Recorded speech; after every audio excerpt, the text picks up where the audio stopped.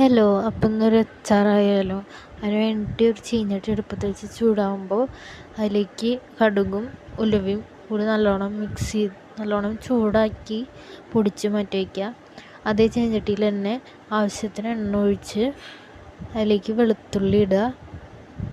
പിന്നെ അതിലേക്ക് ഇഞ്ചി പച്ചമുളക് ചതച്ചതും പിന്നെ ആവശ്യത്തിന് കറിവേപ്പില ഇടുക. എന്നിട്ട് നല്ലോണം അതിൻ്റെ പച്ചമണം മാറുന്ന വരെ മിക്സ് ചെയ്ത് കൊടുക്കുക. എന്നിട്ട് അതിലേക്ക് മഞ്ഞൾപ്പൊടി ആവശ്യത്തിന് മുളക് പൊടി ഇട്ടിട്ട് നല്ലോണം ഒന്ന് മിക്സ് ചെയ്യുക. പിന്നെ അതിലേക്ക് ചെറുതായിട്ട് അരിഞ്ഞ മാങ്ങ കൂടി ചേർത്ത് നല്ലോണം ഒന്ന് മിക്സ് ചെയ്ത് കൊടുക്കുക. പിന്നെ അതിലേക്ക് ആവശ്യത്തിന് വിനാഗിരി ഒഴിക്കുക. കുറച്ച് വെച്ചാൽ മതി, കേടാവാതിരിക്കാൻ വേണ്ടിയിട്ടാണ്.